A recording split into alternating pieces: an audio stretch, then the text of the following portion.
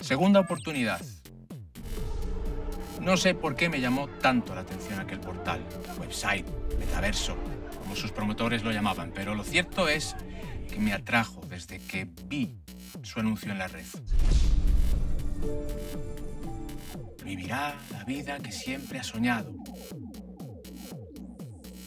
Y la realidad virtual no ofrece precisamente algo que pueda ser llamado vivir. El juego metaverso se llamaba Second Chance o Segunda Oportunidad, tampoco demasiado original, parecía una copia de otro muy conocido llamado Second Life o Segunda Vida. Había una diferencia en el nombre del muñeco. Aquí no se llamaba Avatar, sino Reencarnación. Sin saber muy bien por qué, supongo que por llenar parte de mi estéril tiempo o por jugar a ser otro, o alguien mejor, con más suerte, alguien que por lo menos pudiera simular alegrarse de haber nacido y tener una vida más interesante que mi frustración y aburrimientos crónicos. Supongo que como hacen casi todos, diseñé mi reencarnación con todo lo que yo no era. Alto, fuerte, atractivo, elegante, y la puse a funcionar con las cualidades para el triunfo que jamás tuve. Confianza, seguridad, poder de convicción, inteligencia, iniciativa. Me di cuenta de algo que me fascinó. En el mundo virtual no existe el miedo. Y lo que siguió es fácil de imaginar. Mi reencarnación conseguía en la vida que siempre había soñado lo que yo jamás pude ni soñar, en la que había vivido. Era el nuevo retrato de Dorian Gray. Pero esta vez el cuadro era yo. Y me pasó lo que a tantos, solo quería estar ante el ordenador. Porque el muñeco cada vez se volvía más humano y yo cada vez menos. Durante años no viví más que para llegar cuanto antes a casa y seguir viéndome joven, atractivo, triunfador, mientras envejecía, mientras me jubilaba, mientras sufría un infarto ante la pantalla, mientras moría. Me vi pasar al otro lado. Y comprendí por qué habían llamado al avatar reencarnación cuando el dibujo tridimensional se hizo carne. Comprendí por qué el eslogan era «Vivirá la vida que siempre ha soñado». Y comprendí por qué aquel mundo se llamaba Segunda Oportunidad.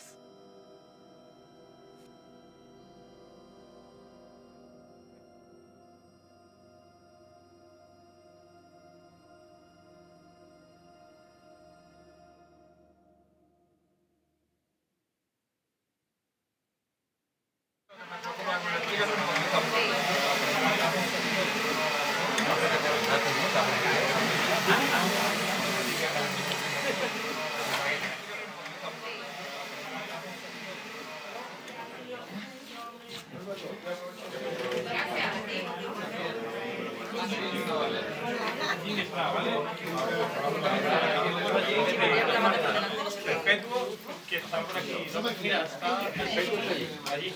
Mira, pásalo.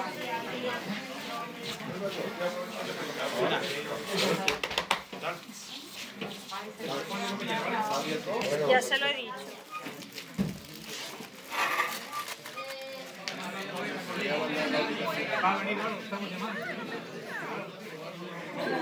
¿Este es el código que tienes ahora mismo en casa? Sí. Bueno, chicos, atención, ¿vale? Vamos a grabar. Vamos a... Esto va a ser una reunión grabada, ¿vale? ¿Cómo?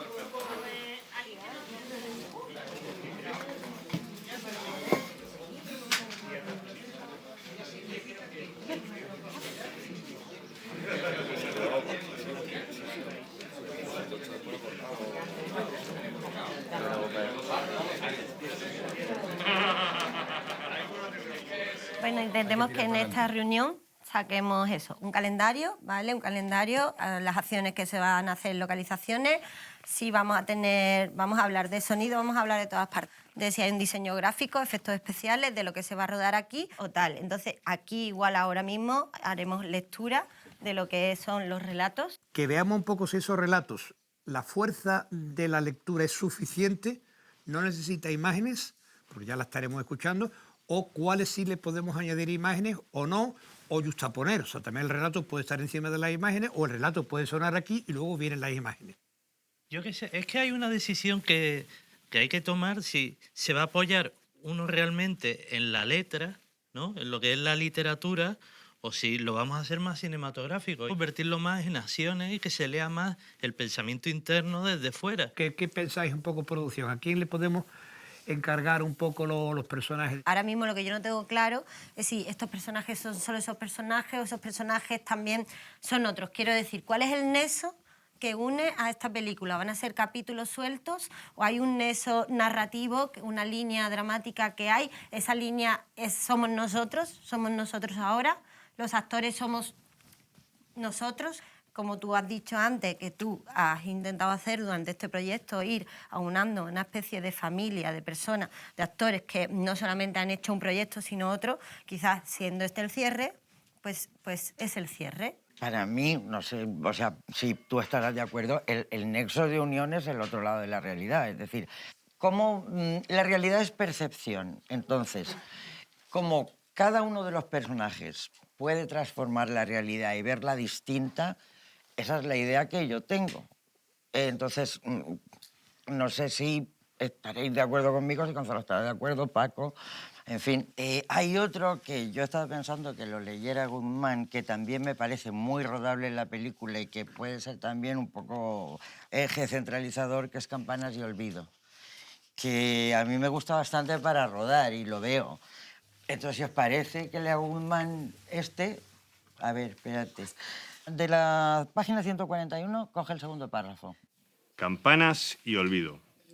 Ninguno de ellos podía encontrar la menor señal de algo que hubiese conocido antes y el silencio se había convertido en herida abierta, en abismo por el que hasta sus nombres se precipitaban, excepto por el sonido de esas campanas que parecían tañer para ellos, convocarles con la urgencia de su implacable llamada.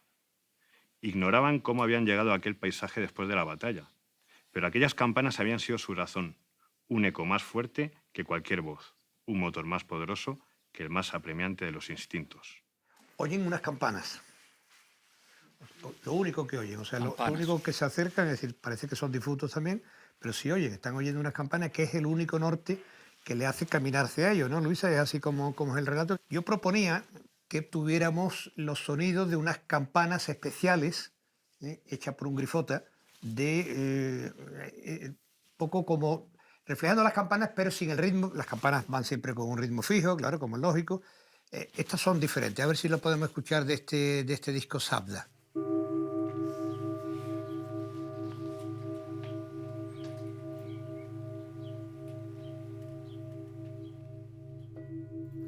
Se alargan, no sabes cuándo vendrá la siguiente porque no tiene ritmo interno, no hay claqueta.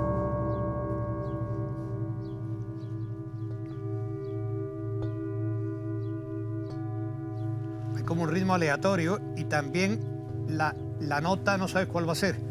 No es siempre la misma, puede ser más alta, más grave, aguda. Y para mí las campanas tienen doble ventaja. Una es la sonoridad y otra cosa es ese fondo de vibración que me da mucho misterio y mucha otra dimensión.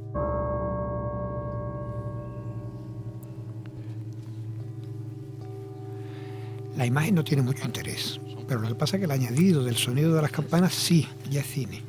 Le estamos añadiendo algo que no tenía el libro. Es que eso de que la imagen vale más que 1000 palabras está por mucho por discutir, pero a mí esto sí me ha gustado como entra. De repente, alguien que había permanecido sin hablar hasta el momento se dirigió a todos. No, suenan para decirnos que son el eco de la voz que dejamos atrás. Y las oímos en medio del silencio para hacernos saber que se impondrán al olvido. ¿No lo comprendéis? Su sonido es ahora nuestra identidad. Siguen y seguirán sonando también para nosotros, porque en el recuerdo de alguien nos hemos convertido en campanas. Eso es lo que tiene fuerza, esa frase. En el recuerdo de alguien nos hemos convertido en campanas. Ha habido otras películas que eso no está traducible en cine. No hemos contado ni siquiera con profesionales, pero en esta sí. es vestuario. Tenemos muchos personajes y además en situaciones muy diferentes. No sé, porque el libro lo que basa eso son personas normales que tú, más allá de la realidad, puede estar tú, puedo estar yo, puede estar quien sea. No sé, darle un poquito más a ellos de personalidades diferentes, no la suya misma. Podríamos pensar que si va a ser mayormente en los árboles, andando por el campo, que a mí me gusta esa parte de ahí detrás, por ejemplo, y demás, a lo mejor podemos jugar con una colorimetría, por lo menos, que juegue un poco a difuminarse un poco en ese campo, jugar con marrones y verdes en vez de... Aquí podríamos hacer eso, podríamos hacer lo que sugiere Paco y podríamos tener unas imágenes viradas de color de otra manera. Eso preguntaba si vamos a tener el personaje de hoy o tienen algún tipo de vestimenta diferente. Me gusta más una cosa más actual, personas que sean actuales y ya te digo... La cuestión es si las cosas que podemos añadir realmente merecen la pena de una película, de hacer una película. Tú lo tienes que ver como productor, o sea, hacemos la película, después de estas pruebas hay muchas cosas que van a estar bien y que yo creo que hemos encontrado, pero realmente merece la pena del esfuerzo hacer una película cuando es imposible rebasar la calidad del libro, la emoción que despierta el libro. Que son dos lenguajes diferentes. O sea. Para que tú te quedes en duda de por qué este sí, este no cambia de vestuario. Eso siempre el mismo día para uno, para claro, otro, o sea, ¿no? que lo puede dejar claro de otra manera, pero así lo deja claro también, desde luego. Todas las películas han intentado tener, digamos, que los actores tuvieran un poco como dos situaciones, ¿no? O sea, Silvia Rubí está en Carne Quebrada, pero luego está en Chicas en Kerala, actores principales que puedan estar un poco como del elenco, ¿no? Del elenco de las películas. Hay algunos actores que no tienen todavía una segunda correspondencia, por ejemplo, Chocolata, que está aquí conmigo. Podría ser ella un poco de los personajes de los que estamos hablando. Claro. Tú conoces el libro, lo viste y eso lo leías. Sí, un poco así. ¿Te ves? Sí. Todo el mundo a su posición porque... Estamos grabando. Entonces ahora, ¿voy de personaje o voy de mí misma? Vas de ti misma. Vale. O sea, vas de ti misma, vale Las cosas funcionan cuando los actores van de ellos mismos. Cuando vas de personaje, en general no funcionan. A mí tampoco me funciona incluso las películas de otros. Sí, estamos todos igual. Estamos un poco perdidos. Sí, sí. Pero bueno, eso que ahora entonces ya está. Leo el textito así y ya luego vemos, ¿no? Sí, perfecto. Leer el textito, hombre. Además, estás muy guapa así. ¿Cuándo te toca? ¿Te toca ya? Sí, me toca ahora. Venga, pues nada. Ahora.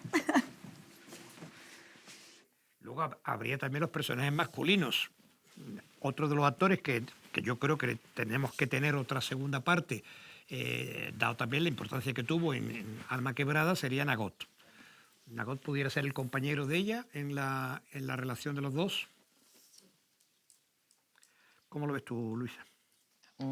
Yo perfectamente, y de hecho es que me los había imaginado ya como personajes de ellos. Con prolongaciones de otras cosas, de otros momentos, ¿qué otros momentos de ellos dos o de cualquiera de los dos, por juntos o por separado, pudieran tener en la película para dar un poco de coherencia a su participación, que no sea solamente un flash de salida? Así lo colocaría en una situación más difícil y estoy pensando un poco sobre la marcha.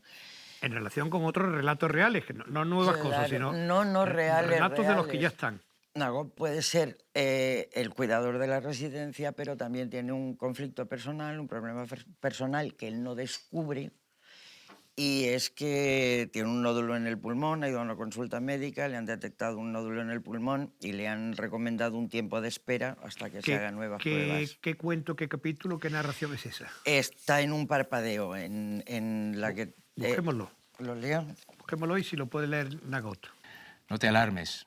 No tiene por qué ser malo. La mayoría de los nódulos que se encuentran en el pulmón no son malignos y puede ser lo que los médicos llamamos un falso positivo. Pero quiero estar seguro. Dentro de 2 meses te haces un TAC y nuevas radiografías y vemos. Pero de momento no te alarmes. De momento. Un momento que había durado 2 meses de angustia. Aunque había intentado no pensar en ello, no pudo evitarlo en los ratos de soledad, en la semivigilia que precede al sueño, en las veces que había vuelto a mirar estas pinturas. Inictu oculi era el cuadro que tenía a su izquierda, a su derecha, Finis Gloriae Mundi, el conjunto de las postrimerías o los jeroglíficos de la muerte de Valdés Leal. expuesto en uno de los lugares favoritos, la capilla del Hospital de la Caridad. Pero él se había sentido siempre irresistiblemente atraído por la fuerza de esas imágenes terribles. Inictu oculi, la muerte, con forma de esqueleto, que apaga la llama de la vida en un abrir y cerrar de ojos. La localización del Hospital de la Caridad la hemos pedido y no la han denegado. Que igual, que ahora es un poco... Lo han denegado. La han denegado porque es muy complicado ahora entrar en la iglesia. Y de otra manera no se puede hacer con el cuadro porque es que... Hemos estado buscando información de este cuadro y bueno, y rescatando ahí algunos archivos que sean compatibles para reproducir este cuadro en tamaño real. Y estamos en ello aún porque este cuadro mide 2 metros de alto y de ancho y tendríamos que necesitar un archivo bastante pesado para... Mejorarla siempre en lectura es casi imposible. Podemos añadir cosas que son puro cine también, claro, sonido. Sonido, en este caso la música. No lo sé dónde está, pero es un cuadro viejo, es un cuadro que no necesita tener la calidad. No vamos a tener ese cuadro en esas dimensiones. Si él tiene obsesión con eso, lo puede tener en su casa, en el comedor de su casa. Claro, pero lo vamos a tener de otra manera. Es la lucha que él tiene consigo mismo, que se la expresa el cuadro. Dice que no te me lleves. Pero hombre, que la tiene porque tiene el cuadro en su casa todos los días. Claro, claro, claro. Y tiene el cuadro. Hombre, lo que pasa es que tiene ese cuadro en su casa. Quizás es excesivo de que tenga el cuadro en el casa. Es que tener el cuadro del esqueleto en casa. Sería excesivo también que la obsesión de él le llevara a ver un coche fúnebre y llamar taxi. Sí, pues, es que lo veo a ese nivel la criatura. Para mí la idea central es si en un segundo puede pasarse de la vida a la muerte, también puede pasarse de la muerte a la vida.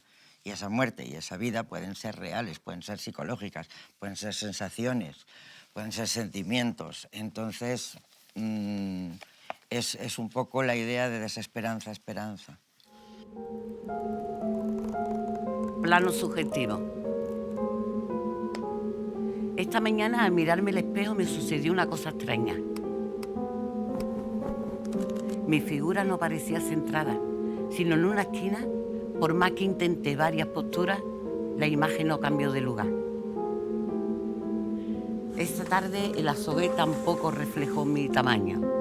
La figura del ángulo parecía además empequeñecida. Probé a acercarme, alejarme, pero mi pequeño yo permaneció invariable. Comprendí que el cristal tenía razón. Si nunca fui capaz de protagonizar mi propia vida, ¿por qué me iba a merecer un primer plano? En definitiva es una lectura, pero en fin, adornada un poco con los dibujos. Esa sensación del paso del tiempo, de cómo una persona deja casi de ser la persona que fue y se transforma en otra. Hemos tenido todo un poco la sensación en nuestra vida, ¿no?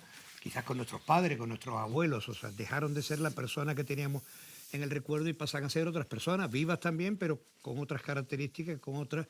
Es un poco la parte, digamos, un poco esencial del libro, ¿no? Del otro lado de la realidad. Es lo que yo encontraba, Paco, de Poe. O sea, un poco como la transhumación de las almas, ¿no? O sea, de cómo se pasa de ser una persona a otra persona. Esto de una manera natural, simplemente con el paso del tiempo.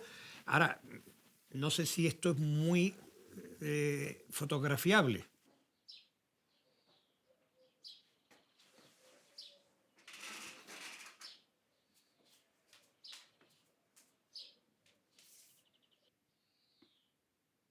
Yo no soy tú. Yo me encuentro muy bien. Tengo ganas de vivir, de viajar. Tengo buen cuerpo. Lo tuve y lo sigo teniendo. Tú no tienes estos pechos. Yo me encuentro muy bien. Esto es lo único que añadimos a la escena del libro. El ver los pechos magníficos de Ana. Todo lo demás es completamente rutinario. O sea, es más que eso, el enfrentamiento al espejo es muy bien realizado. O sea. Todo el mundo a su posición porque... Esa historia también del paso del tiempo, ¿no? que lleva ella encima, ¿no? La historia, y creo que ella también... Bueno, la historia en lo que yo capto, y ella también, ¿no? Me parece más entrañable decir, ay, mira, no tiene la misma cara, pero sí, pero está tu esencia. Ahora se apaga. Venga, grabando. Apaga las luces. A ver, apaga las luces de maquillaje.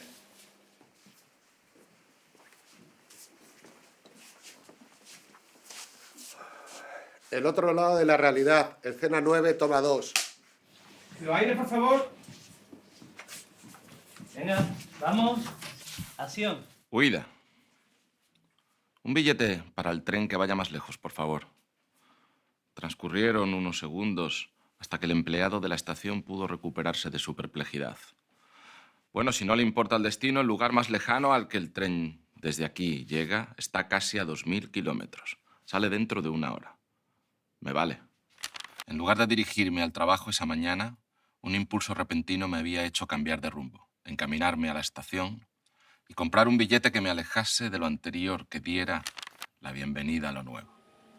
El tren se puso en marcha y los paisajes comenzaron a sucederse ante la ventanilla, como espacios y tiempos por estrenar. Señores viajeros, bienvenidos al tren con destino a Noburgo. La compañía les agradece su elección y les desea un feliz viaje. ¿Noburgo? Mi billete decía claramente el nombre de otro lugar. ¿Me he confundido de tren? Ni de nombre me suena Noburgo. Bueno, ¿y qué más da? El único destino de este viaje soy yo. Lo único que pretendo es poner rumbo hacia mí mismo.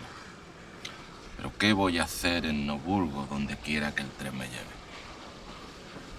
Tendré que llamar a la familia, al grupo de extraños que he dejado en casa para decirles que estoy bien, y quizás también al trabajo, para decir que no voy a volver, que se busquen a otro tan dócil o tan mal vendedor de sí mismo como yo. ¿Cuándo fue la última vez que me ilusioné? En el corto tiempo en que me pareció que Marta y yo nos queríamos, o mientras crecían los niños y ni podía imaginar que querrían convertirse en desconocidos. Quizás habría podido edificar esa vida en el lugar que dejo atrás, si me hubiera pasado a hacerme estas preguntas. Si hubiera advertido a tiempo el deterioro de las cosas y el mío propio. Esos dibujos yo creo que son de los mejores. Tarde Simplemente la lectura del texto, lo que pasa es que está bien acompañado por imágenes. Claro, es como la lectura de texto ilustrado. Creo que esa es la mejor idea literaria casi de todo el libro, Luisa. En el recuerdo de alguien nos hemos convertido en campanas. Realmente hay que darle vueltas para asimilarlo, ¿no? Lo que eso tiene, ¿no?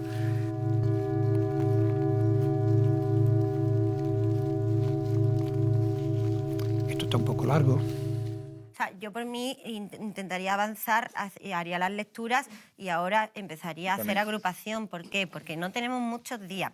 Nuestra logística, o sea, no tenemos una logística tampoco. Yo definiría también, o sea, si queréis rodar esto y convertirlo en una animación, es una cosa, pero yo definiría eso, yo sacaría lo que vamos a rodar y lo otro... De hecho, yo también el tipo de dibujo también habría que definirlo, porque yo creo que se tendría que salir del estilo que tiene, por ejemplo, en el cuaderno de rodaje, tendría que ser algo más abstracto, más de movimiento y más que sea más libre, ¿no? Que... Bueno, pero lo que ella hace ahí también se puede luego animar, ¿eh? Tiene un Pero punto, tiene sí, razón yo Pilar cuando dice que efectivamente dejar en segundo término lo que nos gustaría tener, pero no rodando, sino de otra manera, que ya veremos cómo y de qué manera. Pero ahora vamos a decidir efectivamente lo que dice Pilar, que es lo que producción necesite, qué vamos a rodar. Y si es posible, que vamos a rodar mañana. Bueno, Luis, habíamos comentado que íbamos a centrar mucho la película en el segundo capítulo porque nos pareció un poco que era el eje del libro, un poco de que emanaba todo. ¿Tú podrías leer ese segundo capítulo? Y lo vemos también con la misma idea. O sea, pensemos un poco si es adaptable, si realmente tiene imágenes y a partir de ahí, si va a tener imágenes, quién son los personajes que pudieran, o sea, las personas que pudieran interpretar esos personajes. Los desterrados. A estas alturas sabe que no resolverá el enigma. ¿Quiénes son? Solo desterrados. Cierto es que sabe sus nombres, que tiene al alcance sus datos, nombre, edad, lugar de nacimiento. Pero son solo eso, datos. Cifras y letras que no hablan de su verdadera identidad. También le enseñan fotos. Este soy yo en mi viaje a París, aquí estoy con mis hijos. Mira qué guapa estaba el día de mi boda. Pero está segura de que los de las fotos no son ellos, no pueden serlo. Mira las instantáneas una y otra vez. A ella le gusta verlas y a ellos enseñarlas. Las muestran orgullosos de haber sido captados en momentos que más que del recuerdo parecen formar parte de sueños muy gratos. De hecho, todos parecen pertenecer más al sueño que a la realidad. Cierran los ojos a menudo y se diría, a juzgar por sus expresiones, que se trasladan a otros mundos, que viven vidas más felices. En cambio, cuando los abren, sus caras se vuelven inexpresivas, sus gestos distantes. No acaban de ocupar la realidad, como si no quisieran volver. Ella toca sus caras, acaricia sus manos, les ofrece sus brazos como apoyo y les habla del modo más dulce. Pero sabe que no son quienes dicen ser, que es imposible que aquella belleza, aquellas risas y aquellos gestos llenos de vida de las fotos correspondan a esas pieles apagadas, a esas sonrisas llenas de tristeza, a estos gestos apáticos. Es imposible que aquellas esperanzas se hayan convertido en estas resignaciones. Que aquellas esperanzas se hayan convertido en esas resignaciones, no la podemos llevar al cine, es demasiado bien escrito, demasiado... Pero a estas alturas también sabe que nunca resolverá el enigma de quiénes fueron, ni descubrirá cuánto queda en ellos de aquella vida que cuentan que vivieron. Es el mejor relato casi de todo lo de Luisa. Yo traigo ahí dos propuestas. Una es como para las voces en off, sobre todo para... Y otra para, no sé, dónde se puede utilizar. Puedes poner una, cualquiera de las dos, un poquito de ellas. Pero, Pepe, para esta película, ¿no? Sí, para esta película. La música es fuerte, fuerte, mucho más fuerte.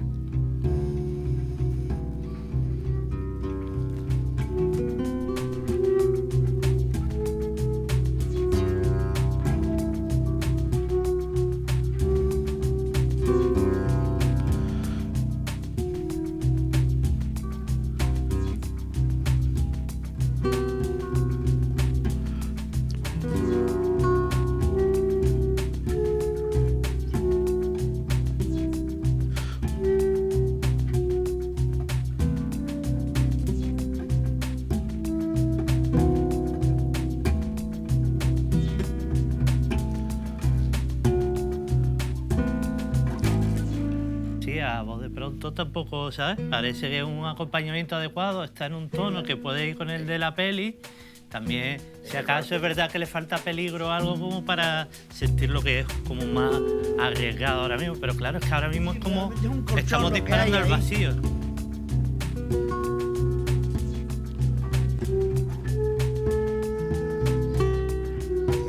El enfermo que hemos leído antes de en coma. Es que parece que... Es que si no se pone enfermo lo mato. Es una especie de deconstrucción musical de lo que es la deconstrucción de una persona, que es lo que tenemos de tema casi del libro, como la transhumancia, ¿no? Cómo van, digamos, perdiendo, digamos, lo que es la vitalidad, la propia persona, ¿no? Es decir, yo lo veo claro en la música, no lo había oído nunca, la he escuchado ahora por primera vez también, ¿eh? ¿Cómo sabías tú que esto era para esta película? Estos eran retalillos que había por allí. Propongo que ahora escuchemos la grabación que hicimos de Charo López cuando se editó el libro. La dirigió además un director bueno de cine, José Luis García Sánchez, amigo nuestro. Os propongo que escuchemos Aún no. Tomó la última medicina de la noche y con la luz apagada caminó trabajosamente hasta la ventana. La abrió para mirar sin ver. Solo pensaba en su cansancio, en el dolor físico que cada día costaba más mitigar, en la parálisis progresiva de su cuerpo, en su vejez sin recursos, en que si se inclinase un poco más hacia el vacío, tan solo un poco más. En ese instante el perfume de los naranjos de la calle inundó el aire. Lo aspiró profundamente. Cuánto le había gustado siempre el aroma del azahar. Mientras cerraba la ventana, pensando en el esfuerzo que seguiría costándole vivir, se sorprendió diciendo en voz muy baja: no, todavía no. En esta primavera tan hermosa, no. ¿Lo veis con imagen? A mí sí me gusta como imagen por una razón, porque no te esperas que ella se vuelva atrás. O sea, empieza muy lógicamente los pensamientos de una anciana que está agotada y está pensándolo, no quiere decir que se vaya a tirar.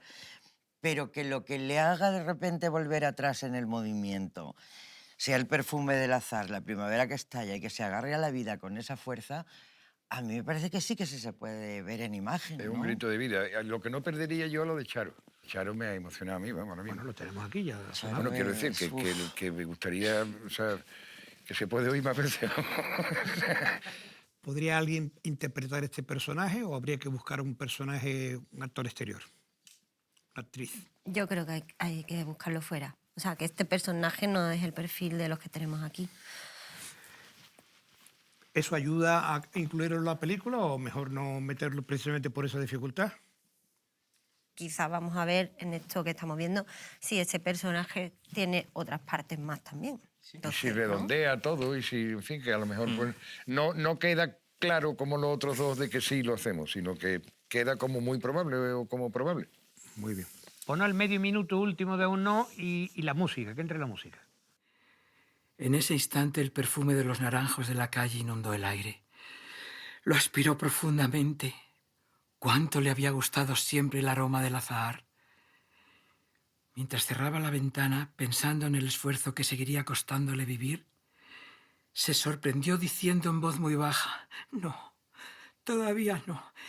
En esta primavera tan hermosa, no.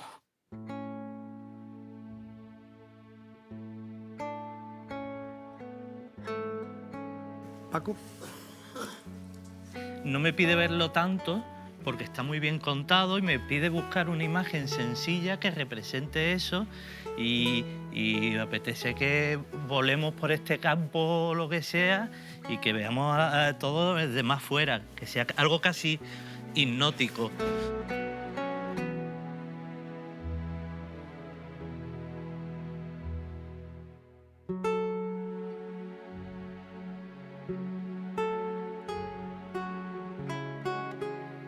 En ese instante el perfume de los naranjos de la calle inundó el aire. Lo aspiró profundamente. Cuánto le había gustado siempre el aroma del azahar. Mientras cerraba la ventana, pensando en el esfuerzo que seguiría costándole vivir, se sorprendió diciendo en voz muy baja: no, todavía no. En esta primavera tan hermosa, no. Es muy clásico. Creo que funciona, pero es muy clásico. No me pareció extraño que fueran también las prisas las que me hicieron enviarle el correo a Roblera, el redactor jefe, en lugar de a Emi, la maquetadora.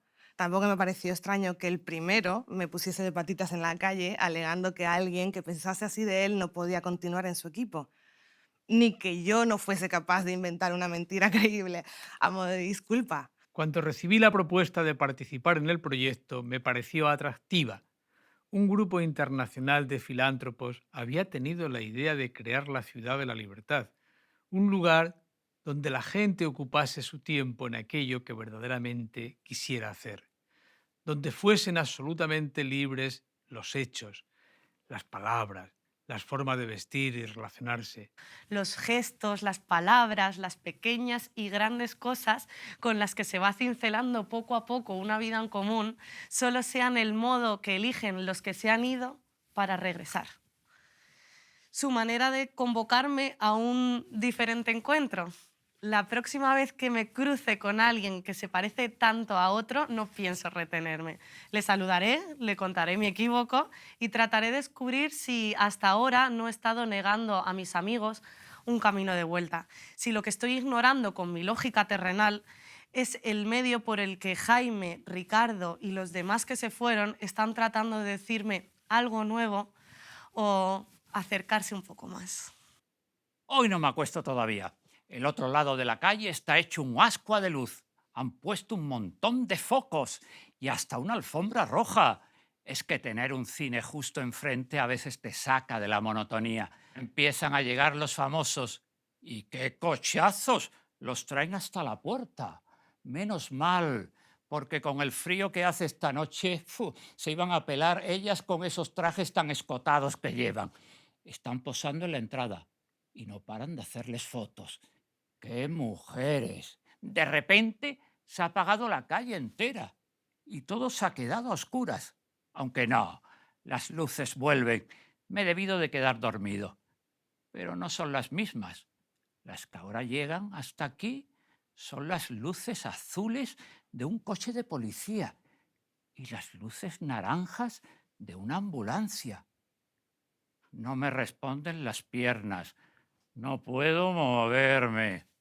Estoy tirado en el portal donde suelo dormir, junto a mi cartón vacío de vino.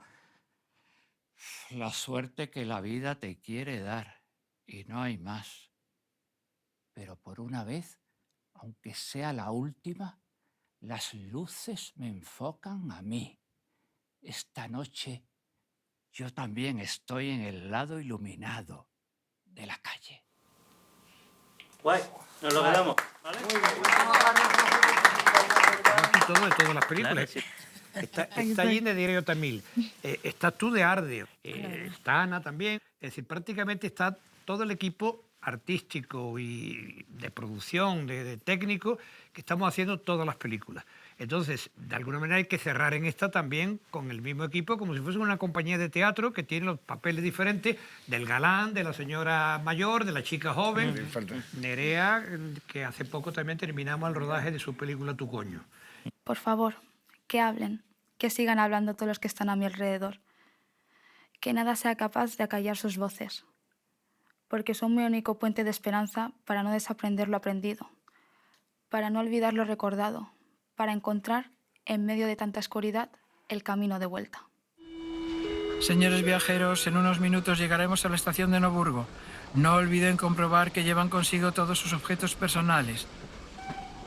Miro por la ventanilla las afueras de la ciudad anunciada. Seguramente todas las ciudades se parecen porque estas urbanizaciones me resultan familiares. Conforme el tren se va acercando a la estación, me lo van pareciendo más y más. Y ahora que el tren se ha detenido, no puedo creer lo que estoy viendo a través de la ventana. La estación es idéntica a la de la ciudad que quise abandonar. Y Marta, mis hijos y mis jefes me están esperando en el andén. Si hablamos del final, de la Macarena y todas estas cosas, la forma de hacerlo, yo pienso que... Sí, hablemos de eso, claro, la entrada de la Macarena. Exacto, yo creo que poniendo una especie de multitud delante podemos hacer dos cosas, o los personajes están detrás de una reja o delante de una reja, depende si queramos, o están fuera del sitio. Hacerlo sobre un fondo de croma y entonces colocar a los mismos personajes de otra manera, y iluminados con la luz que te puede dar el paso. Comentaste antes algo, Javier. Yo suelo respetar muchísimo los vídeos de Enrique y lo que él diga para mí 6, si a él le parece bien no tengo mucho que decir, pero sí un poquito que decir, que es que hace por lo menos un año o dos que no hay Semana Santa, este año va a ser una Semana Santa histórica, estamos en Sevilla, teníamos pensado hacerlo, yo lo haría. Y tenemos la Macarena de este año, que creo que es un documento que dentro de no sé cuántos años valdrá más tenerlo nosotros a pie de calle, como tenemos cosas de Silvio, de no sé qué, que valen para cuando lo tiene, que si lo cogemos de Canal Sur, que bueno, pues también vale. Y si el maestro dice que vale, totalmente. ¿Qué haremos? ¿Qué haremos? Lo descubrirá el espectador cuando vea nuestra película en los más selectos cines. Centauro. La luz disminuía. Cerró el libro y contempló, a través del cristal del balcón, las fachadas y tejados que el sol de atardecer pintaba de oro viejo. Se dirigió a la cadena de música para buscar una sinfonía que hiciera de su mente un amplificador de los sentidos. Mientras buscaba la séptima de Bruckner, reparó en el disco que aún permanecía en el lector. Franco Battiato, una de las reiteradas preferencias de Maite. Busco un centro de gravedad permanente que no me haga nunca cambiar las ideas sobre las cosas y la gente. Sonrió con una cierta ironía. Un centro de gravedad permanente. Dejó de mirar el cristal de la ventana para dirigir la vista hacia sí mismo en un intento de localizar con la mirada dónde estaban ahora el centro de gravedad de su cuerpo y el centro de gravedad de su vida. Habían cambiado mucho en el último año. El accidente y la paraplegia habían actuado como un drástico corrimiento de tierras musculares y neuronales. Y recordó la mano de Maite, su temblor y firmeza al mismo tiempo, alzando su barbilla, obligándole a mirarla a la cara después de que el médico le comunicase que él no podría volver a andar. Escúchame, Fer, son cambios, solo cambios como tantos que hay que hacer en la vida. Y nadie puede asegurar que tal vez un día, aunque sea lejano, no descubren algo que nos da la sorpresa de que tus piernas vuelvan a moverse. Mientras tanto, nos adaptamos. Fue su determinación, su naturalidad al aceptar lo que parecía irreversible, lo que definitivamente le había ayudado a salir a flote. Se había adaptado de la mejor manera, como ella dijo, a unas limitaciones que cada vez fue encontrando menos insalvables. Recordó lo que había replicado aquel día. Maite, esto es para siempre. Y lo que ella respondió, pues va a ser apasionante vivir con un centauro. Su beso rubricó la firmeza de sus palabras y con él cerró definitivamente la puerta a todo lo que no fuese salvar obstáculos. Él no era un minusválido, ni un discapacitado, sino un mitológico centauro. Con la habitación casi en penumbra, Maite regresó del trabajo y entró en el salón como un torbellino. Y descalzándose de sus tacones, llegó hasta él para darle otro beso igual al que acababa de recordar. «Uf, ¿me doy una ducha y hacemos algo de cena?» «No», respondió él. «Acuérdate de que he quedado con Julián y Paco para ver el partido del Atleti. Es verdad, y el sábado juegas tú a baloncesto, ¿no? Este sábado tenéis partido de los centauros». Hizo un gesto afirmativo mientras la veía dirigirse al equipo de música, pulsar el botón para que sonara de nuevo Battiato y ponerse a bailar y cantar a la vez. «Busco un centro de gravedad permanente». Mirándola, pensó que, mientras continuase llamándole centauro, él tendría un centro de gravedad permanente. ¿Lo ves tú con animación, Luisa? ¿Que Como hubiera también un animación poco de animación? Pues lo veo hasta mejor, ¿eh? Lo veo hasta mejor. Como animación me parece que puede quedar precioso. Esto, desde luego, rodarlo en un partido de Centauro, no vamos a rodar nosotros eso. Puede ser magnífico. Yo es que Centauro lo veo como un cómic maravilloso, de verdad.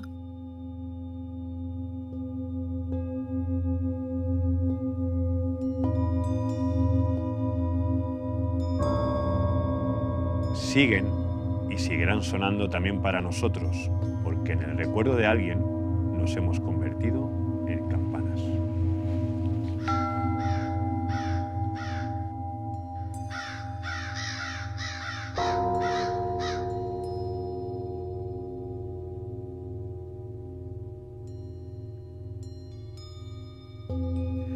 Hay cosas del libro que yo creo que tienen una importancia en el libro tremenda, pero que no son transmisibles al cine.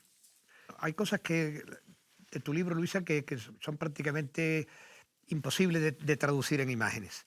Pero yo sí quiero que quede constancia de que son momentos realmente, para mí, los más sobrecogedores, los más importantes. Hizo una grabación, Charo, de uno de tus capítulos, que ya de entrada digo que yo creo que esto no es llevable. Si hay alguna idea de que se lo pudiéramos acabar de llevar, porque tendría que ser nada más que una voz en off con la cara de una persona. Es demasiado extremo, quizás demasiado cine moderno. O sea, no sé si eso realmente nos encoge. Pero la escuchamos, si te parece, que cariño, si tenemos cariño. Mucho reportaje de cara de gente escuchándolo. Dura 4 minutos y pico. De que vayamos cambiando de cara y que tengamos un poco a casi todo el mundo, expresividad de casi todo el mundo escuchando. Lola ha muerto hace 2 horas, en el hospital. Sola conmigo, o yo sola con ella, o tal vez sola consigo misma, como parecía que estaba desde hace varios meses. El hijo había ido a dormir, se había quedado por la noche, y la hija no vive con ella, tiene su familia y su trabajo. Ya han venido los dos. A mí no se me quitan el llanto y la congoja. He venido a refugiarme a la capilla del hospital, el único sitio donde nunca entra casi nadie. Mientras intento contener las lágrimas, le pido a Dios por Lola. No puedo hacer más. Ha sido una muerte tranquila, dulce. Qué absurdas son a veces las palabras. ¿Cómo puede llamarse tranquila o dulce a una muerte? Estaba sedada desde hace 3 días. También pienso que no había remedio y que era lo mejor. Lola ya no era Lola. Era un cuerpo sufriente y agotado y un cerebro que apenas le valía para reclamar sus necesidades más elementales. Que le cambiaran los pañales si estaba sucia, que le ayudaran a respirar, que le dieran la mano para aferrarse al calor humano, a la vida, a través del contacto de la piel. Le di todo el cariño que pude. Siempre me ocurre igual. He querido de verdad a la gente con la que me ha tocado trabajar.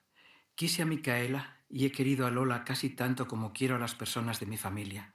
Porque, ¿acaso la gente con la que vives a diario no son también un poco tu familia? Ahora que ya no están, empieza otra vez la angustia por mi familia de verdad. Mis padres están lejos, irregular de salud, y mi hijo, al que he dejado con ellos, solo tiene 6 años. Únicamente me tienen a mí y me he vuelto a quedar sin trabajo. Otra vez a hablar a las pocas personas que conozco para que, por favor, me digan si se enteran de alguien que está dispuesto a contratarme sin papeles para cuidar enfermos, limpiar por horas, lo que sea. Me entra pánico al recordar que tardé 3 meses en encontrar el trabajo de Micaela, la primera anciana que cuidé solo por las noches. No pude traer casi dinero cuando vine de mi país. Allí vivíamos mis padres, mi hijo y yo muy pobremente. Y recuerdo el miedo a tener que vivir en la calle. Los pocos compatriotas que conocí aquí tampoco podían hacerme más favores. A los 2 meses, Micaela murió en la ambulancia que llamé al ver que no reaccionaba. Murió de repente y en mis brazos. Y ahora Lola. Tengo 28 años y no veo más que enfermedad y muerte. Pero no me quejo por mí. Me duele por las vidas que veo apagarse, por las personas que van convirtiéndose en animalitos indefensos que imploran con los ojos tu ayuda, tu cariño.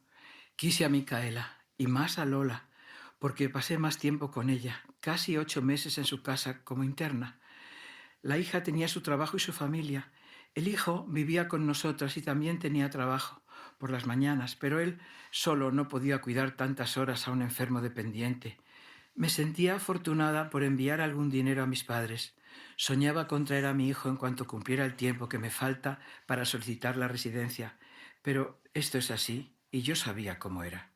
Hay que mantener la esperanza. Igual viene la suerte de encontrar algo o alguien que me pueda durar mucho tiempo. Tengo 28 años, 2 manos para trabajar. Y como dicen, toda la vida por delante, mientras Dios me dé salud, que la fuerza ya me la dan mi hijo y mis padres. Los hijos de Lola se han portado bien conmigo. Me han dicho que me pagarán entero el próximo mes. En cuanto pueda contener un poco las lágrimas, iré a despedirme. Diosito, ayuda a Lola a encontrar la paz. Y si no es mucho abuso pedirte esto, ayúdame también a encontrar pronto a alguien que quiera darme trabajo sin papeles. A Charo que le lee magistralmente, nadie más que una escritora. Sí, es que total, ¿no? Se me ha puesto la carne de gallina. ¿Y Nerea? Me siento identificada en muchas cosas, lo que ha dicho. Me he visto, no en todo, pero parte reflejada mi vida en algo que ha contado ahí. Y cuando te pasa realmente y lo vives, es muy heavy.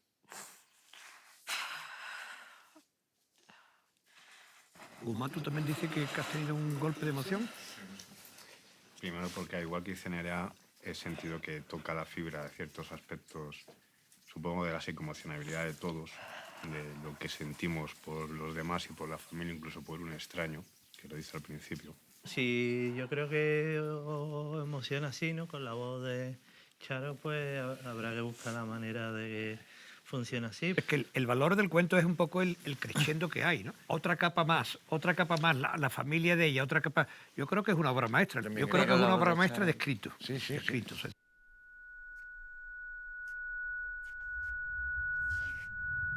Andrade vino a visitarme hace 2 noches y su visita no tendría la menor importancia de no ser por 2 cosas. La primera, que nunca conocí en persona a Andrade. Y la segunda, que él hace casi 1 año que está muerto. Hasta esa noche, Andrade solo había sido unos rasgos físicos difusos y un nombre pronunciado con pena por mis compañeros de despacho el primer día que entré a trabajar en mi actual empresa, cuando me mostraron el que iba a ser mi lugar de oficina. Este va a ser tu sitio. Antes era de Andrade. Pobre chico, se suicidó. Mira, en esta foto que tengo en mi pared está con nosotros, en la última fiesta de Navidad. Este era. A mí me impresionó la noticia y pregunté por qué se suicidó. Parece que tenía depresión, pero lo que acabó con él fue el estrés del trabajo, eso seguro. Observé la cara tristísima de Andrade durante unos instantes, pero casi enseguida creí haberla olvidado. Y tras cerca de 7 meses en el paro, se oponía demasiado a mi entusiasmo por haber conseguido un puesto en el departamento financiero de aquella empresa de inversiones de tanto renombre. No la olvidé. Lejos de eso, la historia de Andrade se convirtió en casi una obsesión para mí. Y lo busqué en Google, en redes sociales, y encontré su currículum y algunas fotos y textos que todavía no habían sido borrados. Testimonios de una realidad que ya no existe. Nada que me diera pistas sobre su suicidio. Y además pronto el ritmo de la oficina se hizo tan vertiginoso que no me daba tiempo ni a pensar. Encargos y más encargos, muchos de ellos absurdos, pero todos urgentes. Cifras y más cifras, errores, correcciones, análisis, informes, prospectivas, fluctuaciones, comparaciones, contactos, seguimientos. Mi vida se redujo a trabajar, comer, dormir y vuelta a empezar cada día. En unos meses mi mente y mi cuerpo empezaron a notar los efectos de esa presión constante. Yo me decía que todos los trabajos son iguales, que me había costado encontrar aquel, que el sueldo era bueno. Pero por las noches, antes de dormir, me preguntaba si valía la pena, si la vida era solo esto. Y la historia de Andrade volvía a surgir del lugar de mi inconsciente donde se había quedado agazapada. Cuando lo vi frente a mí, pero no sentí ni extrañeza ni miedo, como si se tratase de alguien con quien ya estuviese familiarizado. ¿Pero tú eres?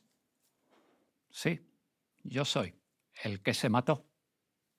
Me lo contaron. Me dio mucha pena. Ya, lo supongo.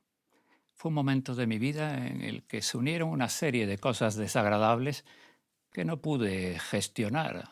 Ahora mismo todo me parece una gran estupidez. ¿Y has venido para advertirme que corro el mismo riesgo? ¿Para intentar evitar acabar como tú? No, en absoluto. Sé perfectamente que tu carácter, tu personalidad y tus circunstancias son otras y que tú sabrás gestionarlas. Solo quiero decirte con certeza que yo vivo en ti. ¿Que vives en mí? Ah, tú te refieres a las palabras que decimos cuando perdemos a alguien, que nadie muere mientras alguien lo recuerda. No, tampoco aciertas. No das una. No es eso. Te estoy hablando de vida, no de recuerdo. Tienes razón. No lo entiendo y tampoco lo creo. Ahora no lo creerás ni lo entenderás, pero ya lo estás sintiendo. Los muertos vivimos en los seres vivos. Hay muchos de nosotros que estamos ahí dentro, unos conocidos, como yo. No sé por qué has elegido mi historia, pero otros muchos son anónimos, son desconocidos, pero sus voces salen de vuestros interiores, de los vivos. Somos parte del todo, los muertos también, porque te aseguro que la ausencia es una forma diferente de la presencia.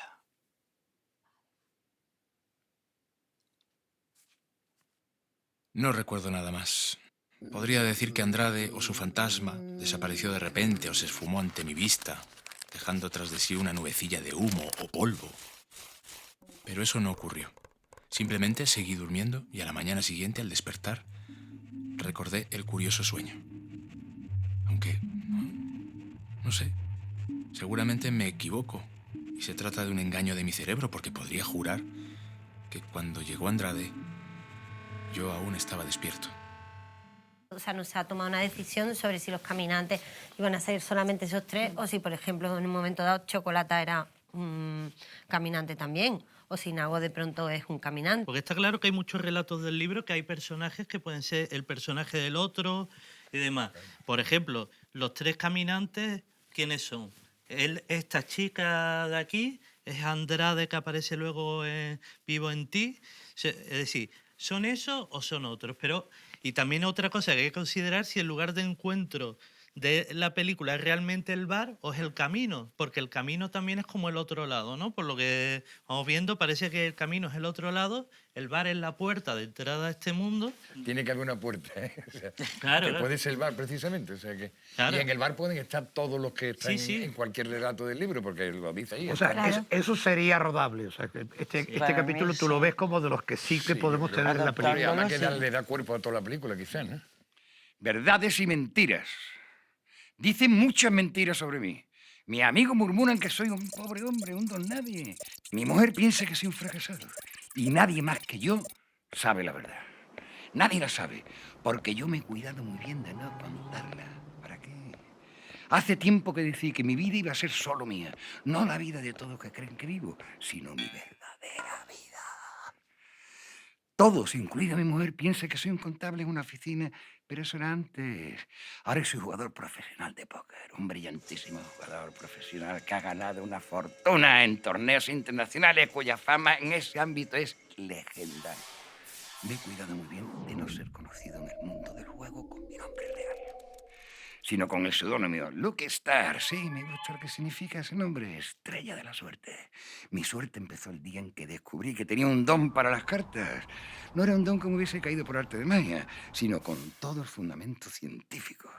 De joven me había hecho contable porque era un buen matemático y mira por dónde las matemáticas son la base fundamental del póker. Tras unas cuantas partidas de aficionado fui atreviéndome a más hasta llegar a los circuitos internacionales. Una vez allí todo fue fácil. Viaje, la mujer, el éxito, el dinero. De atrás lo que odiaba, el gris de las paredes, de una oficina miserable, la escasez, la mediocridad, la resignación. Lo que siempre había sido imposible se me puso al alcance de la mano. Afortunadamente fui cauto y decidí guardarlo para mí. Preferí seguir viviendo en el barrio y decir que viajaba mucho. No cambié de mujer, dio pena y tampoco lo necesitaba. Mejor cambiarla frecuentemente durante mi ausencia de casa. No cambié de piso, tenía a mi disposición los mejores hoteles del mundo y por supuesto no dije que había dejado de una bendita vez la oficina. Así han pasado ya bastantes años. Puedo decir que lo mejor de mi vida me lo ha dado el juego. Que pude elegir, que vivo como siempre he querido. No importa que los demás no lo sepan, que continúen engañados. Que sigan pensando que soy un pobre hombre, un fracasado, un don nadie, contando cartas, mentiras sobre mí. Mentiras, mentiras como las que acaba de decirme el estúpido del Gómez. Afirma que es mi jefe, que le urge que acabe unos balances que estoy demorando en exceso. Que me he vuelto descuidado y que paso horas fuera de la realidad, abstraído mis pensamientos y que me estoy jugando el puesto del trabajo. Sombrero que dice cuál es el personaje, cuál es verdad, cuál es mentira, el impostor, el falso, ¿eh? ¿Qué es la impostura? ¿Cuándo uno es un impostor? ¿Y cuándo uno es de verdad? Cuando uno es de verdad, resulta que es impostor total porque no es verdad. O cuando uno es un impostor es verdad porque como es un impostor y es mentira, pues entonces en ese momento es verdad. Cago en todo. ¿Qué es verdad? ¿Qué es mentira? El impostor. Bueno, ahora me toca otro personaje. Ahora me toca el bar. Me llevo de bares, pues no está mal. También hay mucha impostura en los bares, desde luego, pero vamos a ver cómo es. Nos equivocamos. Hola. La puesta en escena de este cuento no es factible. Yo no sé ni por qué vengo tan reiteradamente a este bar. Es por interpretación, no hay naturalidad, no hay verdad. Bueno, Eso es lo que estamos buscando en todas las películas y no podemos cambiar eso en la última. O sea, que Era mentira, era verdad, entonces pues efectivamente es mentira todo. ya, pero eso no podemos decir, la teoría ha estado muy bien, pero ¿por qué ver efectivamente lo que no se hay que hacer? Que otras películas lo hacen, sí, pero no nosotros. Es decir, esta escena es necesario si queremos de verdad poner en imágenes el libro. Pero lo que ocurre es que no funcionan las lecturas, no funciona de verdad lo que transmite, lo que es la parte de literaria y de transmisión que Luis ha sabido darle, yo creo que de manera maestra. Pero eso, hacerlo cine, bueno, tiene una dificultad que estamos viendo. Teníamos dudas desde el principio, la seguimos teniendo duda cuando ahora estamos viendo este premontaje. La apuesta era, la hacemos, no la hacemos, lo conseguimos, no lo conseguimos, se hace o no se hace. Hay películas y no la hay, las dos cosas. O sea... Las palabras, las frases, los sonidos, las voces, son hilos que tejen la vida. Así las siento ahora, que sé la diferencia entre confeccionar con ellas tejidos suaves y hermosos o las más rudas y toscas arpilleras. Yo nunca supe hacer más que estas últimas. Siempre elegía las palabras con aristas y las empleaba como armas contra los demás. Palabras como disparos, frases como ráfagas de ametralladora. Pero nada de eso importa ya. Solo la conciencia de la espera y el deseo repetido día tras día como la más fervorosa de las oraciones.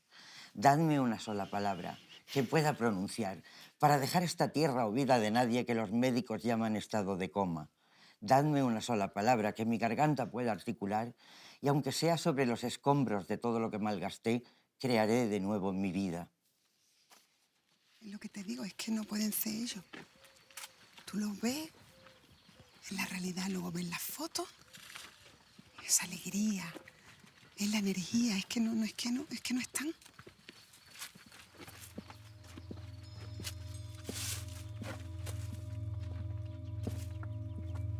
Y al final es película y son ayudas fiscales y son cosas que hay de financiaciones que mejor tenerlas que no tenerlas, o sea, es película. La veo, repito, excesivamente película yugoslava. Pero que esas también facturan.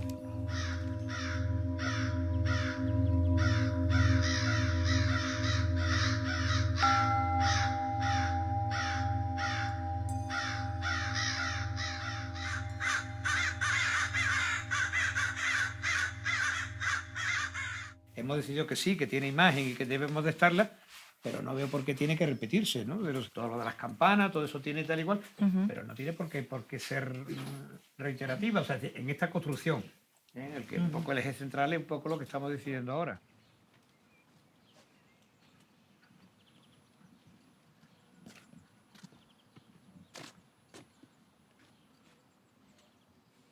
Otra vez aquí. Y sabe Dios que yo quería escapar y que yo quería huir.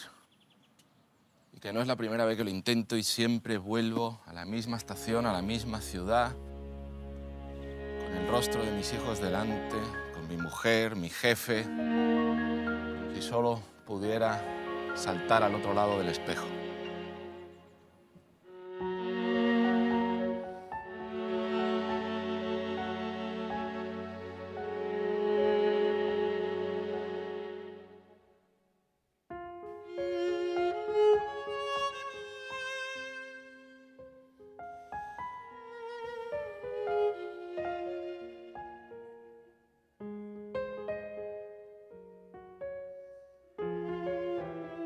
Es una belleza esta música. ¿Te ha gustado? Muy bonito, muy bonito.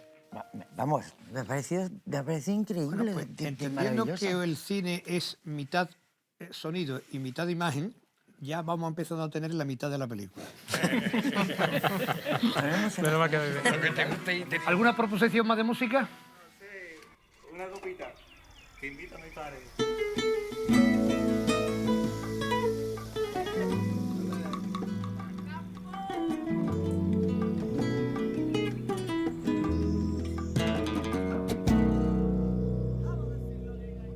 Y la vida pasa y los días siguen, aunque me des de querer, tú no me olvides que el pájaro que ama sabe que aunque migre, allí estará la rama que en primavera nie. Y la vida pasa y los días siguen, aunque me des de querer, tú no me olvides que el pájaro Concurso de ver quién encuentra el buen sitio de esta canción en la película. Los créditos finales. Pero eso te iba a decir, La vida como mínimo pasa, la los vida créditos sigue. finales y se vaya la gente contenta, es extraordinaria. No, después, cuando ella hace la reflexión, después de mirarse al espejo y verse empequeñecida ya, que dice, ¿por qué me veo así? Y entonces ella se sienta en una silla y dice, no he sido protagonista de mi propia vida, no me merezco un primer plano. Pero luego, la reflexión subsiguiente es, desde ahora yo voy a tomar las riendas y las decisiones van a ser lo único que importa en la vida, pero es en ese momento cuando ella decide... de querer, tú no me olvides que el pájaro que ama sabe que aunque migre, allí estará la rama que en primavera nie.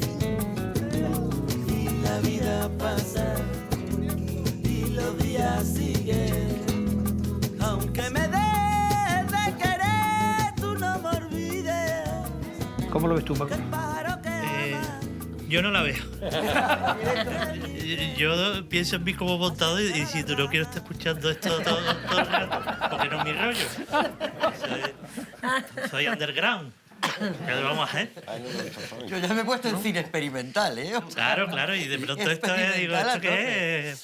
Ni un trocito de una cosita y de Yo no, pero que yo estoy aquí para apoyaros. Es decir, que si la veis...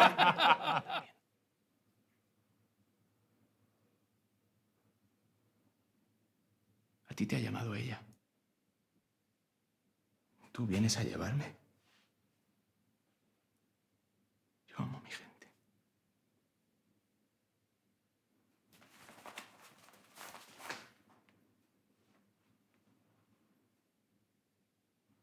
Esperanza. Esperanza. Sí, dígame. Sí. Soy yo.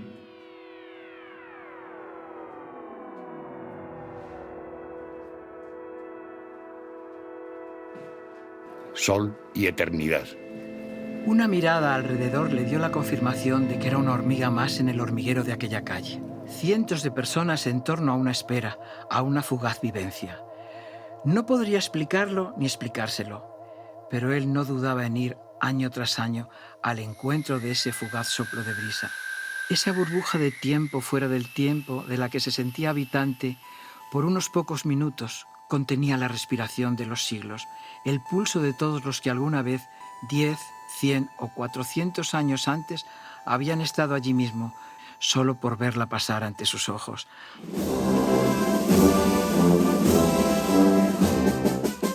Intentaba decirse que aquello no era más que una idealización, probablemente colectiva, seguramente propiciada por toda la carga de adoctrinamiento religioso de la infancia. ¿Qué sentía exactamente? Todas las veces que intentaba explicárselo, solo acudían a su pensamiento dos palabras: sol y eternidad. El hormiguero se va transformando en un bullicioso panal de abejas. Ella se aproxima en medio del fervor colectivo y todo es luz y música. Y todo por una cara y unas manos. Pero que para él es mucho más que la simple expresión de la belleza. Aunque tampoco sepa decirse por qué, no se cansará nunca de contemplarla, ni por qué, desde la primera vez que la tuvo ante sí, se sintió capturado para siempre. Un año más, es madrugada de Viernes Santo en Sevilla y acaba de ver pasar la Macarena.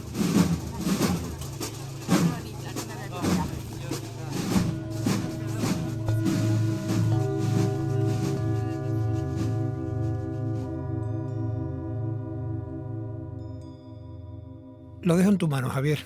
Tú decides si hacemos la película o no.